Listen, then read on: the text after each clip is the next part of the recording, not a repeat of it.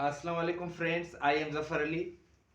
दोस्तों, मैंने आपको एक टॉपिक पढ़ाया था ट्रांसफॉर्मेशन ऑफ सेंटेंसेस, जिसमें हमने पढ़ा था कि हम सेंटेंस के जो वर्ड्स होते हैं, अल्फाज होते हैं, उनको हम चेंज करते हैं, मगर सेंटेंस का जो मतलब होता है ना, उस पर कोई भी फर्क नहीं पड़ता। वो मैंने आपको एक स्ट्रक्चर सिखाई थी, एज सून एज वाली। अगर सेंटेंस की स्टार्टिंग में एज सून एज था तो हमने उसको ट्रांसफॉर्म किया था दो तरीकों से।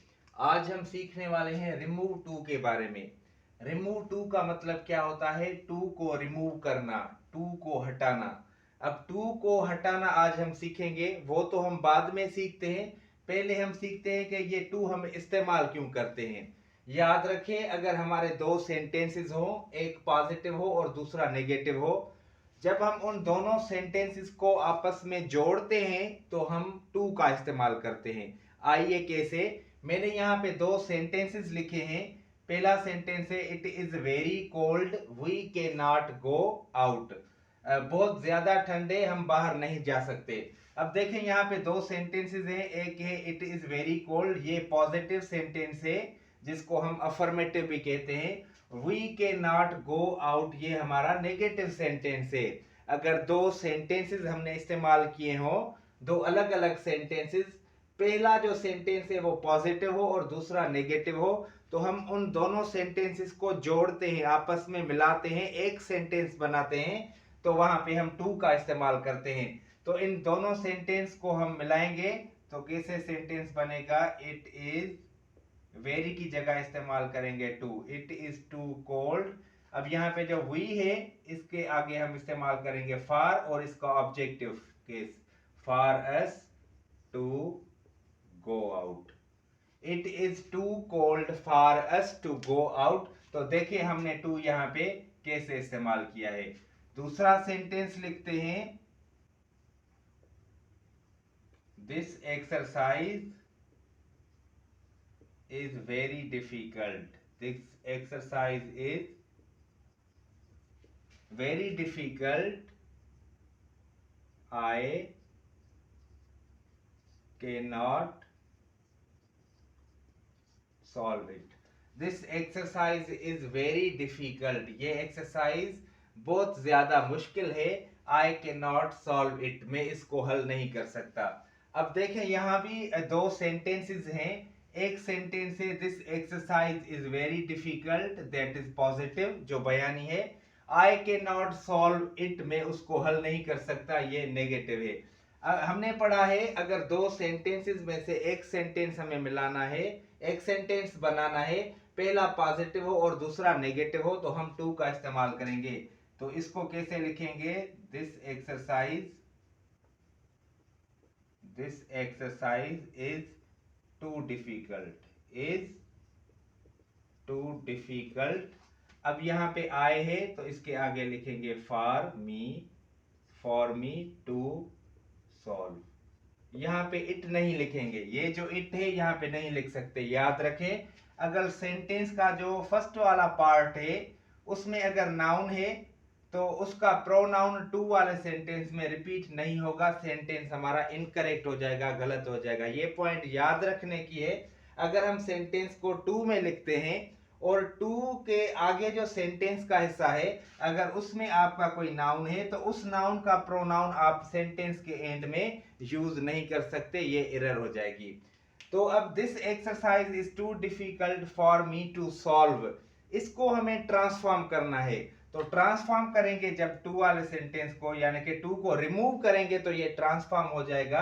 तो कैसे ट्रांसफॉर्म करेंगे?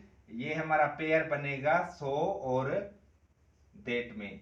इसको ट्रांसफॉर्म करेंगे, कैसे करेंगे आइए सीखते हैं। पहले लिखेंगे दिस एक्सरसाइज इज, टू की जगह आएगा so, this exercise is so difficult. उसके बाद डेट लगाएंगे, ये जो सेंटेंस यहाँ पे एंड हुआ डिफिकल्ट, उसके बाद लगाएंगे डेट, डेट के बाद लगाएंगे आई can not solve it. This exercise is so difficult that I cannot solve it. सबसे पहले आपको क्या करना है? टू की जगह आपको सो इस्तेमाल करना है। सो इस्तेमाल करेंगे, उसके बाद एडजेक्टिव इस्तेमाल करेंगे। ये जो इन्फिनिटिव वाला पार्ट है ना, इसको आप कंप्लीट सेंटेंस में चेंज करेंगे। कंप्लीट सेंटेंस में चेंज कैसे करेंगे? सबसे पहले आप लिखेंगे देट। देट के बाद आप क्या करेंगे? आप देखें यहाँ पे मी इस्तेमाल किया है हमने, तो उसको सब्जेक्टिव वाला फॉर्म देंगे आए। उसके बाद पहला जो पार्ट है वो प्रेजेंट में है, तो आपको इस्तेमाल करना पड़ेगा के नॉट। अगर ये पास्ट में होगा तो आपको इस्तेमाल करना पड़ेगा कुड नॉट। उसके बाद जो वर्ब है सॉल्व इट। अब ये सेंटेंस हमने ट्रांसफॉर्म किया है। This exercise is too difficult for me to solve, और this exercise is so difficult that I can not solve it. इन दोनों सेंटेंसेस का जो मतलब है ना, वो एक ही है। सेंटेंस का जो मतलब है उसमें कोई भी फर्क नहीं। मैं कुछ आपको दूसरे सेंटेंसेस भी यहाँ पे लिख के बताता हूं, उनको हम ट्रांसफॉर्म करते हैं।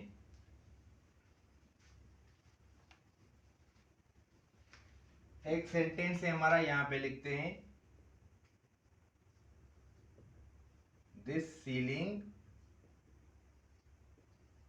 Is too high for me to touch. This ceiling is too high for me to touch. अब यहाँ पे इसको ट्रांसफॉर्म कैसे करेंगे? हमने पढ़ा है जो पहला टू है उसकी जगह हम सो इस्तेमाल करेंगे। तो कैसे लिखेंगे? हम सेंटेंस लिखेंगे this ceiling is so high. उसके बाद हमें क्या करना है? हमें इस्तेमाल करना है देट। देट के बाद यहाँ पे मी है तो उसको कन्वर्ट करेंगे आई में, और पहला जो सेंटेंस का पार्ट है वो प्रेजेंट में है, तो हम इस्तेमाल करेंगे के not touch it.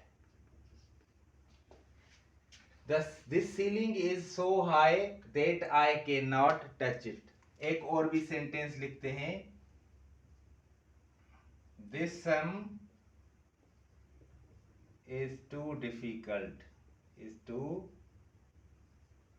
Difficult for him to understand. This sum is too difficult for him to understand. तो यहाँ पे आपको मैंने समझाया है, टू की जगह हम इस्तेमाल करेंगे so। तो सेंटेंस लिखेंगे this sum is so difficult.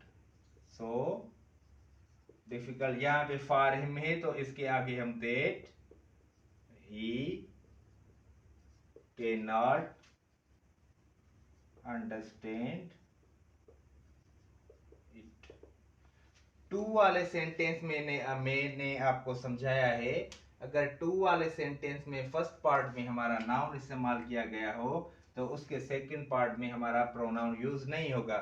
अगर आप इस सेंटेंस को कुछ इस तरह से लिखते हैं this sum is too difficult for him to understand it, अगर आप इट लगाएंगे तो वो इट जो है वो इस सम का जो प्रोनाउन है, आपका सेंटेंस क्या हो जाएगा? गलत हो जाएगा। तो ये था आज का टॉपिक। हमने पढ़ा कि रिमूव टू। ये जो टू है हम यूज क्यों करते हैं और फिर उसको हम रिमूव करते हैं। रिमूव जब करते हैं तो वो सो और दैट में रिमूव हो जाता है। तो इन सेंटेंसेस का जो मतलब है वो एक ही है। ट्रांसफॉर्म किया है हमने, और हमने पढ़ा है सेंटेंस को ट्रांसफॉर्म करने का मतलब है आप उन सेंटेंस के अल्फाज को चेंज करें, मगर उस सेंटेंस का जो मतलब हो ना उस पे कोई भी फर्क ना पड़े। और भी बहुत ज्यादा सेंटेंसेस मैं आपको पढ़ाऊंगा जो ट्रांसफॉर्म होते हैं इंशाल्लाह।